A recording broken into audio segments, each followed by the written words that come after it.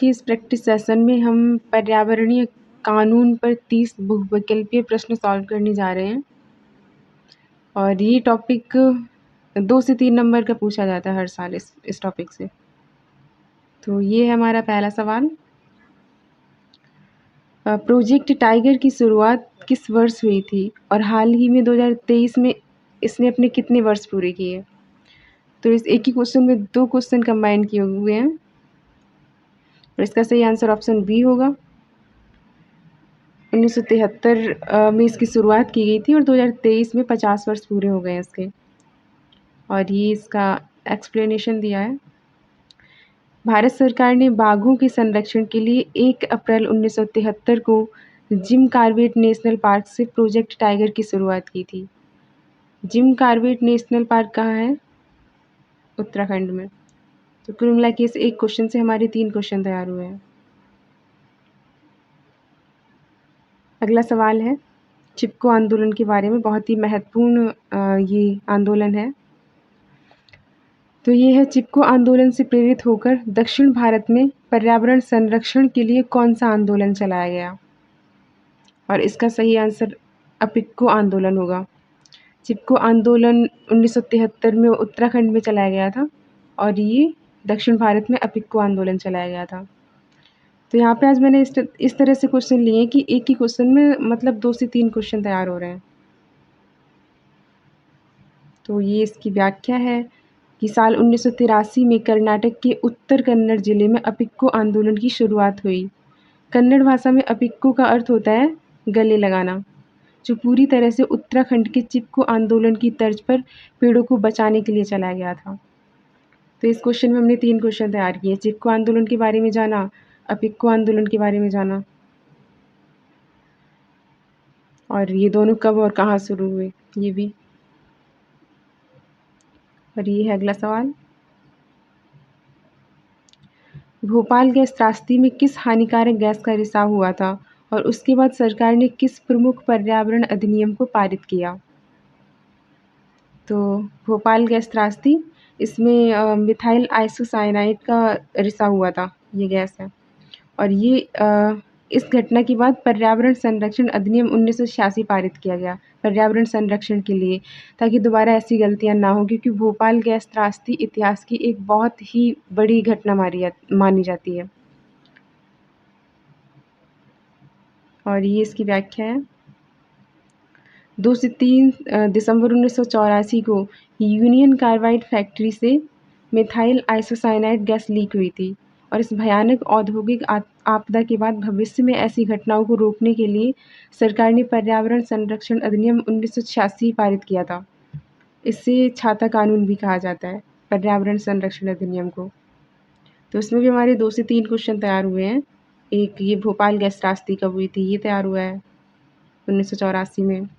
फिर कौन सी गैस का रिसाव हुआ था उसमें, तो मिथाइल आइसोसाइनेट। फिर उसके बाद पर्यावरण संरक्षण अधिनियम कब पारित किया, तो 1986 में। और कौन सी घटना के बाद, तो भोपाल गैस त्रासदी के बाद। इस तरह से 3 से 4 क्वेश्चन इसमें भी तैयार हुए हैं। और अगला सवाल है गंगा नदी के प्रदूषण को समाप्त करने और नदी को पुनर्जीवित करने के लिए नमामि गंगे कार्यक्रम को किस वर्ष शुरू किया गया था? तो इसमें नमामि गंगे कार्यक्रम के बारे में पूछा है और इसका सही आंसर ऑप्शन सी होगा, 2014। और ये इसकी व्याख्या है। केंद्र सरकार द्वारा जून 2014 में नमामि गंगे योजना को एक एकीकृत संरक्षण मिशन के रूप में हरी झंडी दिखाई गई। इसका मुख्य उद्देश्य गंगा नदी में प्रदूषण को प्रभावी ढंग से कम करना और उसका संपूर्ण कायाकल्प करना है। तो इस तरह से ये हमारा चौथा क्वेश्चन। और अब है ये हमारा अगला सवाल प्रोजेक्ट चीता के बारे में। 5वां सवाल है प्रोजेक्ट चीता के तहत भारत में नामीबिया और दक्षिण अफ्रीका से लाए गए चीतों को किस राष्ट्रीय उद्यान में छोड़ा गया? और इसका सही आंसर होगा कूनो राष्ट्रीय उद्यान, ऑप्शन ए, जो कि मध्य प्रदेश में है। तो इसमें ये इसकी व्याख्या है। भारत में 1952 में विलुप्त घोषित हो चुके चीतों को पुनर्वासित करने के लिए प्रोजेक्ट चीता शुरू किया गया। इसके तहत अफ्रीका से लाए गए चीतों को मध्य प्रदेश के कूनो नेशनल पार्क में देश के पर्यावरण और पारिस्थितिकी संतुलन को बहाल करने के लिए छोड़ा गया है। तो ये अभी जल्दी में ही शुरू किया गया था।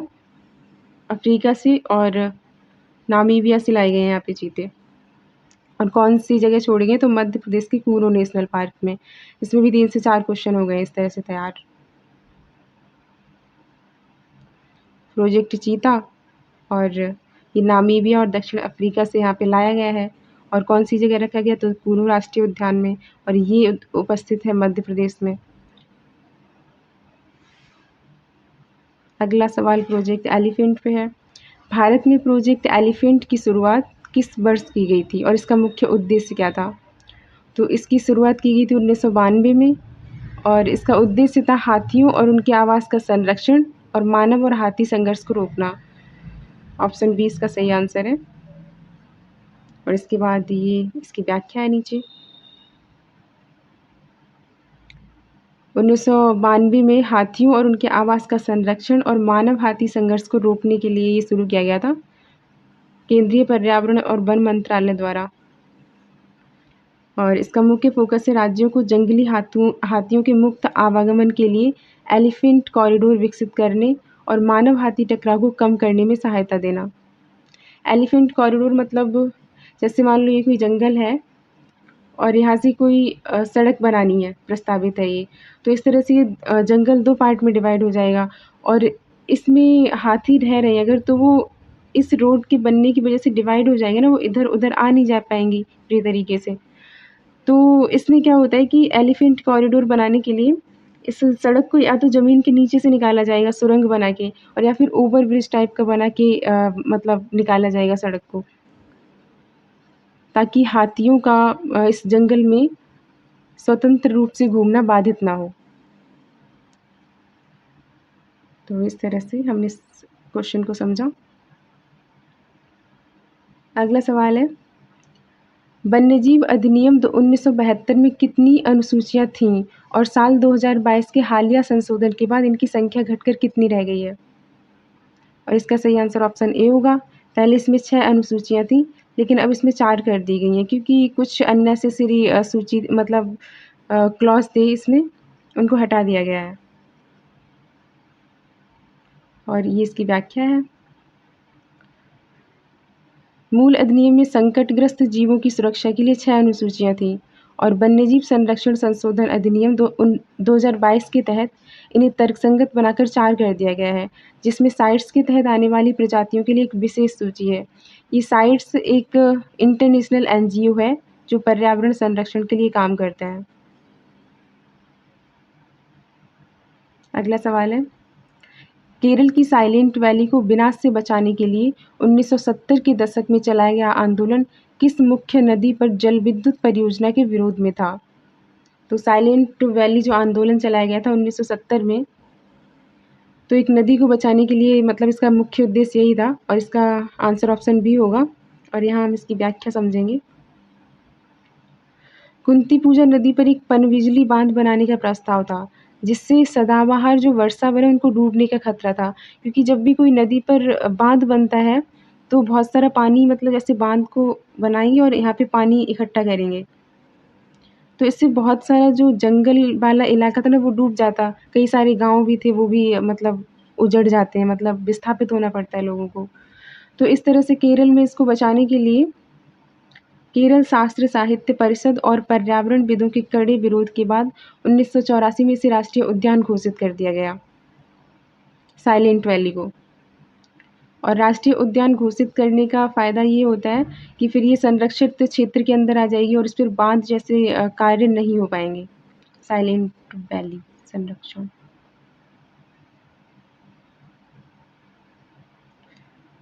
तो इस तरह से हमने ये क्वेश्चन समझा। अगला है, नर्मदा बचाओ आंदोलन का नेतृत्व करने वाले प्रमुख कार्यकर्ताओं में निम्नलिखित में से कौन शामिल है? तो इसका सही आंसर ऑप्शन बी होगा, मेधा पाटेकर और बाबा आमटे। ये सुंदरलाल बहुगुणा ये चिपको आंदोलन से रिलेटेड है। और ये इसकी व्याख्या है। नर्मदा नदी पर सरदार सरोवर बांध की ऊंचाई बढ़ाने और स्थानीय जनजाति लोगों के विस्थापन के खिलाफ मेधा पाटेकर और बाबा आमटे ने इस ऐतिहासिक आंदोलन का नेतृत्व किया। मतलब क्योंकि जब भी किसी नदी पर कोई बांध बनता है, तो जैसे यहाँ बांध बना तो नदी का पानी यहाँ पे इकट्ठा होगा। तो यहाँ पे जो भी गाँव बसे हुए हैं उनके उस गाँव के लोगों को विस्थापित होना पड़ेगा दूसरी जगह कहीं। तो अपनी रहने वाली जगह को छोड़ने का मतलब बहुत बड़ा असर होता है, दूसरी जगह जाके बसना। और फिर यहाँ पे जो जंगल वगैरह है वो भी सारे डूब जाएँगे। तो इस तरह से इनका मतलब संरक्षण के लिए आंदोलन अक्सर ये चर्चा में ही रहते हैं। अगला सवाल है, पर्यावरण संरक्षण अधिनियम 1986 की किस धारा के तहत केंद्र सरकार को पर्यावरण की गुणवत्ता की रक्षा के लिए राष्ट्रीय हरित प्राधिकरण या अन्य पर्यावरण प्राधिकरण गठित करने की शक्ति मिलती है? तो इसका आंसर ए होगा सही, धारा 3। यहाँ पर ये राष्ट्रीय हरित प्राधिकरण की बात करी गई है। इसको नेशनल ग्रीन ट्रिब्यूनल कहते हैं। ये क्या है, जैसे कि इंसानों के बारे में कोई भी चीज़ें, कोई भी समस्या होती है तो उसकी शिकायत हम डिस्ट्रिक्ट कोर्ट में कर सकते हैं, हाई कोर्ट में कर सकते हैं या फिर सुप्रीम कोर्ट में कर सकते हैं। लेकिन जब पर्यावरण से रिलेटेड कोई समस्या होती है, कोई मुद्दा होता है, कोई केस ऐसा होता है, तो उसके सॉल्यूशन के लिए हम एनजीटी में मतलब दायर करते हैं चीज़ें, और ये पर्यावरण के मुद्दों को हल करता है। तो इस तरह से हमने एनजीटी को भी जाना है यहाँ पे। और ये इसकी व्याख्या है सवाल की। पर्यावरण अधिनियम की धारा 3 केंद्र सरकार को पर्यावरण प्रदूषण को रोकने, नियंत्रित करने और पर्यावरण मानकों को तय करने के लिए आवश्यक उपाय और प्राधिकरण गठित करने की व्यापक शक्तियाँ देती है।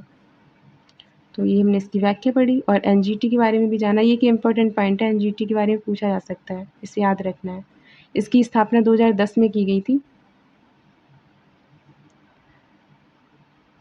और ये है हमारा अगला सवाल। ये अगला सवाल इसी उस पे है, पॉइंट पे, एनजीटी पर। नेशनल ग्रीन ट्रिब्यूनल की स्थापना किस वर्ष की गई और इसकी वर्तमान जो प्रिंसिपल बेंच है वो कहाँ है, मतलब मुख्यालय कहाँ है? तो इसका सही आंसर ऑप्शन बी होगा, 2010 में। और इसकी स्थापना की और नई दिल्ली में इसका मुख्यालय है। और अभी हमने इसको एक्सप्लेन ही भी किया था इससे पहले वाले क्वेश्चन में। तो पर्यावरण संरक्षण से जुड़े कानूनी मामलों के त्वरित निपटारे के लिए एनजीटी अधिनियम 2010 के तहत इसकी स्थापना की गई। और इसकी जो मुख्य पीठ है वो नई दिल्ली में है। इसके साथ ही 4 क्षेत्रीय मतलब जो मुख्यालय होते हैं वो भी है, भोपाल, पुणे, कोलकाता और चेन्नई में। तो ये थोड़ा इम्पोर्टेंट क्वेश्चन है। इसके बाद अगला सवाल, ऐतिहासिक विश्नोई आंदोलन राजस्थान के किस जिले में खेजड़ी के पेड़ों को बचाने के लिए अमृता देवी बिश्नोई के नेतृत्व में लड़ा गया? तो इसका सही आंसर ऑप्शन ए होगा, जोधपुर। इसमें भी एक क्वेश्चन में कई शामिल है क्वेश्चन। जैसे बिश्नोई आंदोलन कब हुआ, तो 1730 में। किस पेड़ को बचाने के लिए, खेजड़ी के पेड़ों के लिए। और जो इसकी नेतृत्व करता कौन थी, वो अमृता देवी बिश्नोई। यहाँ पे 3 सवाल तैयार हुए हैं। और इसके साथ ये कौन से शहर में हुआ था, तो ये भी है। और ये इसकी व्याख्या है। जोधपुर के राजा अवध सिंह के महल निर्माण के लिए सैनिक जब खेजड़ाली गांव में पेड़ काटने आए, तब अमृता देवी बिश्नोई के नेतृत्व में 363 लोगों ने पेड़ से चिपककर अपने प्राणों की आहुति दी।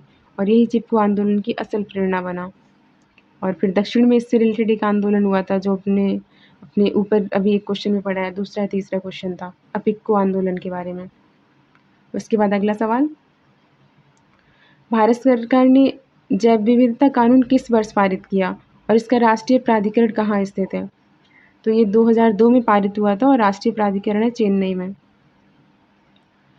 संयुक्त राष्ट्र जैव विविधता अभिसमय के उद्देश्यों को पूरा करने के लिए भारत ने 2002 में यह कानून बनाया। राष्ट्रीय जैव विविधता प्राधिकरण का मुख्यालय चेन्नई में है, जो कि तमिलनाडु में है। तो ये यूएनसीबीडी एक इंटरनेशनल संस्था है जो जैव विविधता के संरक्षण के लिए कार्य करती है। तो जब भी हमारी सरकार ऐसे किसी भी अभिसमय पर हस्ताक्षर करती है तो अपने देश में इसको लागू करने के लिए कानून पारित करना होता है। तो उसी संबंध में 2002 में जैव विविधता कानून पारित किया गया था। अगला सवाल, टिहरी बांध आंदोलन का नेतृत्व मुख्य रूप से किस पर्यावरणविद द्वारा किया गया, जो भागीरथी नदी पर विशाल बांध निर्माण के खिलाफ थे? और इसका सही आंसर सुंदरलाल बहुगुणा होगा। सुंदरलाल बहुगुणा ने भागीरथी नदी पर टिहरी बांध के निर्माण का इस आधार पर विरोध किया कि यह क्षेत्र भूकंप के प्रति अत्यधिक संवेदनशील है और इससे हिमालयी पारिस्थितिकी को भारी नुकसान हो सकता है। क्योंकि हिमालय का क्षेत्र ना एक नया बना हुआ क्षेत्र है, तो बहुत अस्थिर भी है। यहाँ पर भूकंपीय गतिविधियाँ अक्सर होती रहती हैं। तो इसलिए यहाँ पे कोई भी निर्माण गतिविधि होती है तो लोग उसके लिए आंदोलन करते हैं। इससे रिलेटेड ये टिहरी बांध आंदोलन हो गया। और ये हमारा अगला सवाल 15वां। भारत में जल प्रदूषण निवारण और नियंत्रण अधिनियम किस वर्ष लागू किया गया? इसका सही आंसर ऑप्शन ए। और ये व्याख्या है इसकी। देश में जल स्रोतों की स्वच्छता बनाए रखने और जल प्रदूषण को रोकने के लिए 1974 में यह कानून लाया गया। इसी अधिनियम के तहत केंद्रीय प्रदूषण नियंत्रण बोर्ड के गठन का मार्ग प्रशस्त हुआ। तो ये हमने 15वां सवाल देखा। अगला सवाल है, वाटरमैन ऑफ इंडिया के नाम से प्रसिद्ध राजेंद्र सिंह का संबंध किस पर्यावरण आंदोलन से है? और इसका सही आंसर ऑप्शन ए होगा, तरुण भारत संघ। इसमें भी दो क्वेश्चन तैयार हुए, वाटरमैन ऑफ इंडिया किसे कहा जाता है? तो इसका उत्तर होगा राजेंद्र सिंह। और किस संस्था से जुड़े हुए थे ये? तो तरुण भारत संघ। और ये इन्होंने मतलब इनको वाटरमैन ऑफ इंडिया कहा गया, तो इसका रीज़न ये है कि राजेंद्र सिंह ने राजस्थान के अर्धशुष्क इलाकों में, मतलब जो अरावली का एरिया है, उसमें पारंपरिक जोहड़ और जल संचयन तकनीकों के जरिए नदियों को पुनर्जीवित किया और उनकी संस्था का नाम था तरुण भारत संघ। तो मतलब नदियों को पुनर्जीवित किया है उन्होंने, जैसे वर्षा जल संरक्षण वगैरह के इसके थ्रू किया होगा। अगला सवाल है, वायु प्रदूषण निवारण और नियंत्रण अधिनियम 1981 में किस वर्ष संशोधन करके ध्वनि प्रदूषण को भी वायु प्रदूषकों की श्रेणी में रखा गया? तो इसका सही आंसर ऑप्शन बी होगा। और इस सवाल में ही दो सवाल छुपे हुए हैं। पहला कि वायु प्रदूषण निवारण और नियंत्रण अधिनियम कब पारित किया गया? तो 1981 में। और इसके साथ ही दूसरा सवाल है कि जो ध्वनि प्रदूषण है उसको किसके अंतर्गत रखा जाता है? तो उसको भी हम वायु प्रदूषकों की श्रेणी में रखते हैं। ये भी याद रखने वाली बात है। और इसकी व्याख्या है, 1981 के मूल वायु अधिनियम में केवल गैसों और कड़ीय पदार्थों को शामिल किया गया था, लेकिन 1987 के संशोधन के जरिए ध्वनि को भी वायु प्रदूषण के भीतर शामिल कर दिया गया। तो ये हमने 17वां सवाल देखा। अगला है, ओजोन परत के संरक्षण के लिए हस्ताक्षरित मॉन्ट्रियल प्रोटोकॉल को प्रभावी बनाने के लिए भारत ने किस वर्ष ओजोन अवक्षयकारी पदार्थ नियमन और नियंत्रण नियमावली तैयार की? और इसका सही आंसर ऑप्शन सी होगा। इस सवाल में भी एक ये सवाल है कि मॉन्ट्रियल प्रोटोकॉल किससे संबंधित है? तो ओजोन परत के संरक्षण से। और उसके बाद ये दूसरा सवाल हमारा हो गया कि नियमावली कब तैयार की? और ये इसकी व्याख्या है, भारत ने पर्यावरण संरक्षण अधिनियम 1986 के तहत साल 2000 में ओजोन डिप्लीटिंग सब्सटेंस, मतलब ओजोन को जो नुकसान पहुंचाने वाली चीज़ें होती हैं, जैसे क्लोरोफ्लोरोकार्बन है, इनके उत्पादन और चरणबद्ध उपयोग को नियंत्रित करने के लिए ये पारित किया था 2002 में, सॉरी 2000 में, 2000। अगला सवाल है, जंगल बचाओ आंदोलन जो 1980 के दशक में बिहार के सिंहभूम जिले में शुरू हुआ था, सरकार द्वारा प्राकृतिक साल के जंगलों को काटकर किस पेड़ को लगाने के विरोध में था? तो यहाँ एक तो पहले तो इसका आंसर देखेंगे हम, इसका आंसर सागौन होगा। और दूसरा इसमें भी है, जंगल बचाओ आंदोलन कहाँ कब हुआ? 1980 के दशक में। कहाँ हुआ? तो बिहार में। और किस रीजन से हुआ? तो ये पेड़ों को साल के वृक्ष की जगह सागौन के वृक्ष लगाने के लिए, इसके विरोध में था। और ये है इसकी व्याख्या, सरकार सिंहभूमि के जंगलों से प्राकृतिक रूप से उगने वाले मूल्यवान साल के पेड़ों को हटाकर व्यावसायिक रूप से महंगे सागौन के पेड़ लगाना चाहती थी, जिसका वहाँ के स्थानीय आदिवासियों ने पुरजोर विरोध किया। तो सर मतलब मोस्टली सरकारें तो इसी तरह से काम करती हैं और स्थानीय लोग विरोध करते हैं, यही चलता ही रहता है अक्सर। अगला सवाल, भारत में प्रोजेक्ट स्नो लेपर्ड की शुरुआत किस वर्ष की गई?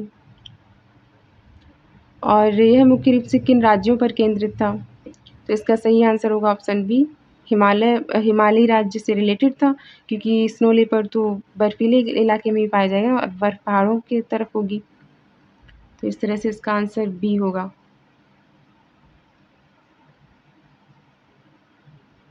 और ये इसकी व्याख्या है। उच्च हिमनद क्षेत्रों के पारिस्थितिकी तंत्र और संकटग्रस्त हिम तेंदुए मतलब स्नो लेपर्ड को बोला जाता है ये हिंदी में। इसको बचाने के लिए पर्यावरण मंत्रालय ने साल 2009 में इस प्रोजेक्ट की शुरुआत की गई थी। अगला सवाल, राष्ट्रीय वन नीति 1988 के अनुसार भारत के कुल भौगोलिक क्षेत्रफल के कितने प्रतिशत हिस्से पर वन होना ज़रूरी है? और इसका सही आंसर ऑप्शन बी होगा, 33%। पहाड़ी इलाकों में ये 66% हो जाता है और मैदानी इलाकों में 33% रहेगा। और ये नीचे एक्सप्लेन भी किया है। राष्ट्रीय वन नीति 1988 का मुख्य लक्ष्य देश के कुल भूभाग के 1/3 हिस्से को वनावरण और वृक्ष आवरण के अंतर्गत लाना है, जबकि पहाड़ी क्षेत्रों के लिए 66% है। तो अभी मैंने यहाँ पे बताया था, वो लिखा भी है नीचे। इसके बाद अगला सवाल, अनुसूचित जनजाति और अन्य पारंपरिक वन निवासी अधिनियम किस वर्ष पारित किया गया, जो वनों में रहने वाले समुदायों को भूमि का अधिकार देता है? तो सबसे पहले इसका आंसर देखेंगे। इसका आंसर ऑप्शन सी होगा, 2006। और इसके बारे में समझना ये है कि पहली बात तो इसको फॉरेस्ट राइट एक्ट 2006 के नाम से जाना जाता है शॉर्ट में। इसके अंदर क्या है कि जैसे मान लो यहाँ पे कोई जंगल है और यहाँ पर कुछ जो जनजातीय लोग हैं वो रह रहे हैं और अपना मतलब इस जंगल से चीज़ें प्राप्त कर रहे हैं, अपनी मतलब ज़िंदगी जी रहे हैं इस तरह से। अब यहाँ पे कोई इंडस्ट्रियल स्थापना करनी है मान लो लोगों को, तो वो क्या करते हैं कि यहाँ पे जाके लाइसेंस लेते हैं और अपना काम शुरू करते हैं। और इस तरह से ये जो आदिवासी यहाँ पे वर्षों से रह रहे हैं, पीढ़ियों से रह रहे हैं, उनको विस्थापित होना पड़ता है। मतलब उनका इस जंगल पर कोई अधिकार है या नहीं है, क्योंकि उन्होंने इसको संरक्षित किया है इतने सालों से।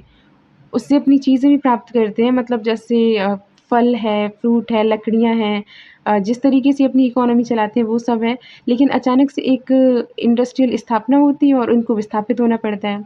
तो इस सब को ख़त्म करने के लिए ये एक्ट पारित किया गया और उनको अधिकार दिया गया है, मतलब कि जंगल पर उनका अधिकार है और उनको इस तरह से कोई हटा नहीं सकता। तो इस तरह से ये आदिवासियों की सुरक्षा के लिए था। ये एक्सप्लेन किया है। इसे आमतौर पर फॉरेस्ट राइट एक्ट 2006 कहा जाता है और यह कानून सदियों से जंगल में रह रहे आदिवासियों और पारंपरिक वन निवासियों के जल, जंगल और ज़मीन पर अधिकारों को कानूनी मान्यता देता है। मतलब उनका उस फॉरेस्ट पर जिसमें वे रह रहे हैं, उनका अधिकार है और इस तरह से उन्हें वहाँ से कोई हटा नहीं सकता। अगला सवाल है, भारत सरकार द्वारा प्रोजेक्ट मगरमच्छ की शुरुआत किस अंतर्राष्ट्रीय संस्था के सहयोग से 1975 में की गई? तो इसका सही आंसर होगा FAO और UNDP। तो इसमें एक तो यही कि प्रोजेक्ट मगरमच्छ कब किया गया, 1975 में। हो सकता है यही सवाल पूछ लिया जाए। और ये इसकी व्याख्या है कि मगरमच्छों की 3 प्रजातियाँ, इनकी संख्या घटती हुई संख्या को देखते हुए 1975 में संयुक्त राष्ट्र के खाद्य एवं कृषि संगठन और विकास कार्यक्रम की मदद से यह प्रोजेक्ट जो उड़ीसा से शुरू किया गया था, क्योंकि उड़ीसा ही इसके मतलब उड़ीसा में पाए जाते हैं ना मगरमच्छ, जो कनिका एक राष्ट्रीय उद्यान है, मैं उसका नाम भूल गई एक्चुअली। ये अगला सवाल, केंद्रीय प्रदूषण नियंत्रण बोर्ड का गठन किस अधिनियम के तहत एक वैधानिक निकाय के रूप में किया गया था? तो इसका सही आंसर होगा ऑप्शन ए, जल प्रदूषण निवारण और नियंत्रण अधिनियम 1974। और ये इसकी व्याख्या है, CPCB का गठन मूल रूप से जल अधिनियम 1974 के तहत किया गया। बाद में वायु अधिनियम 1971 के तहत इसे अतिरिक्त शक्तियाँ और कार्य सौंपे गए। तो ये ऐसा रीअरेंजमेंट किया जाता है, उनकी शक्तियाँ बढ़ाई जाती हैं, कम की जाती हैं, तो ये होता रहता है। और ये अगला सवाल, प्लास्टिक कचरा प्रबंधन नियम 2021 के तहत भारत सरकार ने किस तारीख से देश में सिंगल यूज प्लास्टिक के उत्पादन, आयात और बिक्री पर पूर्ण प्रतिबंध लगाया? तो 1 जुलाई 2022 से। वैसे प्लास्टिक पर प्रतिबंध लगता रहता है और फिर भी चलती रहती है, यही कंडीशन है। देश को पर्यावरण अनुकूल बनाने और कचरे को कम करने के लिए 1 जुलाई 2022 से कम उपयोगिता और उच्च रिसाइक्लिंग क्षमता न रखने वाली सिंगल यूज प्लास्टिक वस्तुओं जैसे प्लास्टिक स्ट्रॉ है, ईयरबड्स की प्लास्टिक है, इनको पूरी तरह से बैन कर दिया गया। तो 2022 से बैन है और फिर भी चल रही है। कमाल की बात है ये। अगला सवाल, वन्यजीव संरक्षण अधिनियम 1972 के तहत गठित राष्ट्रीय वन्यजीव बोर्ड, इसका पदेन अध्यक्ष कौन होता है? तो इसका सही आंसर होगा ऑप्शन सी, प्रधानमंत्री। और ये एक इम्पॉर्टेंट क्वेश्चन हो सकता है, इम्पॉर्टेंट मार्क करना है, इसको याद रखना है। और इसकी व्याख्या है, भारत में वन्यजीव संरक्षण के मामलों को देखने वाली शीर्ष संस्था है ये, और इसकी अध्यक्षता देश के प्रधानमंत्री करते हैं, जबकि पर्यावरण मंत्री इसके उपाध्यक्ष होते हैं। तो यही पूछा जाएगा कि इसके अध्यक्ष कौन है, तो प्रधानमंत्री होगा। इसके बाद ये एक इम्पॉर्टेंट पॉइंट है, नवदान्या आंदोलन जो जैव विविधता संरक्षण और जैविक खेती को बढ़ावा देने के लिए 1987 में शुरू किया गया, इसकी मतलब इसको स्थापित किसने किया? और इसका सही आंसर ऑप्शन ए होगा, डॉक्टर वंदना सिवा, जो कि एक प्रख्यात पर्यावरणविद हैं। इन्होंने शुरू किया था। एक गैर सरकारी संगठन है जो बीज संरक्षण, जैविक खेती और किसानों के अधिकारों की रक्षा के लिए काम करता है। और ये 28वां सवाल, तटीय क्षेत्रों की नाजुक पारिस्थितिकी की रक्षा के लिए भारत सरकार ने किस अधिनियम के तहत तटीय विनियमन क्षेत्र अधिसूचनाएं जारी की? और इसका सही आंसर ऑप्शन सी होगा, पर्यावरण संरक्षण अधिनियम 1986। जैसे पर्यावरण संरक्षण के लिए जो काम किया था, उसमें जो कोस्टल रेगुलेशन जोन, जो समुद्र के किनारे के एरियाज होते हैं, उनके संरक्षण के लिए इसके तहत काम किया जाता है। तटीय क्षेत्रों में औद्योगिक और निर्माण गतिविधियों को विनियमित करने के लिए पर्यावरण संरक्षण अधिनियम 1986 के तहत पहली बार 1991 में कोस्टल रेगुलेशन जोन अधिसूचना जारी की गई थी। इसके बाद इसको अपडेट किया गया, क्योंकि ज़रूरतें के हिसाब से नियम बदले भी तो जाते हैं ना, तो इसलिए अपडेट की ज़रूरत हर किसी को पड़ती है। प्रोजेक्ट डॉल्फिन, ये एक पॉइंट इम्पॉर्टेंट हो सकता है ये सवाल। प्रोजेक्ट डॉल्फिन के तहत भारत की राष्ट्रीय जलीय जीव गंगा डॉल्फिन के संरक्षण की घोषणा कब की गई थी? तो ये 2020 होगा इसका आंसर। 15 अगस्त 2020 को स्वतंत्रता दिवस के भाषण के दौरान प्रोजेक्ट टाइगर की तर्ज पर नदियों और समुद्री डॉल्फिन दोनों के संरक्षण के लिए प्रोजेक्ट डॉल्फिन की आधिकारिक घोषणा की गई थी। इसके बाद ये हमारा आज का आखिरी क्वेश्चन, पर्यावरण प्रभाव आकलन जो है, एनवायरमेंट इम्पैक्ट असेसमेंट की जो प्रक्रिया है, भारत में कानूनी रूप से पहली बार किस वर्ष अनिवार्य की गई? तो इसका सही आंसर ऑप्शन बी होगा। पर्यावरण प्रभाव आकलन क्या होता है कि जैसे मान लो ये पश्चिमी घाट है और वहाँ पे हमें कोई मतलब बांध निर्माण करना है, फिर सड़क निर्माण कुछ भी करना है, तो वहाँ पर जांच करके ये पता किया जाता है कि क्या वो एरिया सड़क निर्माण के लिए या फिर कोई भी इंफ्रा डेवलपमेंट करने के लिए सही है या नहीं। अगर उससे ज़्यादा नुकसान पहुँचता है पर्यावरण को, तो ये कैंसिल कर दिया जाता है और इसका हमें कोई और ऑप्शन ढूँढना पड़ता है। तो इसलिए ये ज़रूरी किया गया है 1994 से, क्योंकि वैसे बहुत ज़्यादा उल्लंघन हो रहा था इन चीज़ों का, कि कहीं से कुछ भी डेवलप किया जा रहा है और फिर उसके बाद जो पर्यावरण प्राकृतिक आपदाएँ आती थी, उसका अंजाम हम देख ही सकते हैं। और ये इसकी व्याख्या नीचे लिखी है। हालाँकि प्रशासनिक स्तर पर यह पहले भी होता था, लेकिन पर्यावरण अधिनियम 1986 के तहत पहली बार जनवरी 1994 में एनवायरनमेंट इम्पैक्ट असेसमेंट को वैधानिक कानूनी दर्जा दिया गया, जिसके तहत किसी भी बड़ी औद्योगिक परियोजना को शुरू करने से पहले पर्यावरण मंजूरी लेना अनिवार्य कर दिया गया। क्योंकि जब तक कोई कानून नहीं होता है ऐसा स्ट्रिक्टली, तब तक चीज़ें शुरू नहीं होती, मतलब कोई मानता भी नहीं है इतना। यहाँ तक कि कानून होते तब भी ज़्यादा नहीं मानते। तो इस तरह से हमने 30 सवाल किए हैं और पूरी कोशिश की है कि एक-एक सवाल में भी मैंने 3 से 4 पॉइंट मतलब किए हैं इसमें शामिल, और 2 से 3 नंबर के सवाल होते हैं इस पे, तो इसको याद कर सकते हैं। इसको शायद 2 से 3 बार क्लास को देखने की ज़रूरत पड़ेगी और तब ये कंप्लीट होगा, क्योंकि हर चीज़ रटने वाली, समझने वाली तो कुछ थी नहीं। जो समझने वाली थी वो मैंने पूरी कोशिश की है समझाने की।